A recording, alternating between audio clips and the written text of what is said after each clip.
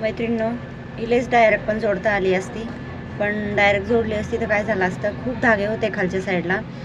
धागे तर आलेच असते, धागे जोडायला पण अवघड गेलं असतं आणि मशीनमध्ये परत ही लेस येणं, परत इथून खालून फिनिशिंग येणं खूप अवघड झालं असतं. म्हणून मग मी काय केलं, एक आयडिया केली. ही लेसनं एकदम व्यवस्थित कट केली बघा, खालच्या दिशेला पण एकदम व्यवस्थित आणि वरच्या साईडला पण एकदम व्यवस्थित अशी कट केली.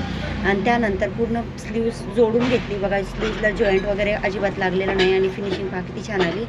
तर स्लीव्स जोडून घेतली आणि त्यानंतर काय केलं, आपला इथं ग्लू लावायचा असतो बघा, तर तो ग्लू जोडून मी दाखवते तुम्हाला. तो ग्लू आहे माझ्याकडं. तर हा ग्लू जोडून हा ग्लू लावून मग मी ह्या बाईला जोडून घेतलं आहे. तर फिनिशिंग बघा कशी आली. आणि मेन म्हणजे जो आपला काठ असतो ना, तो काठावर एकदम व्यवस्थित बाईला ही लेस जोडल्या गेली, त्यामुळे फिनिशिंग खूप छान दिसत आहे बघा. असं जर केलं तर बाईला जॉईंट पण लागत नाही दोन्ही बाजूला आणि फिनिशिंग पण छान येते. आणि हा ग्लू खूप छान असतो, अजिबात निघत नाही.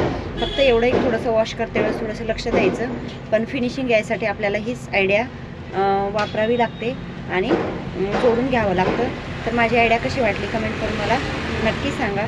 जर डिझाईनची असली असती मग डायरेक्ट जोडावी लागली असती, पण सिंपल बाई होती म्हणून मी अशा प्रकारे जोडून घेतलेलं आहे.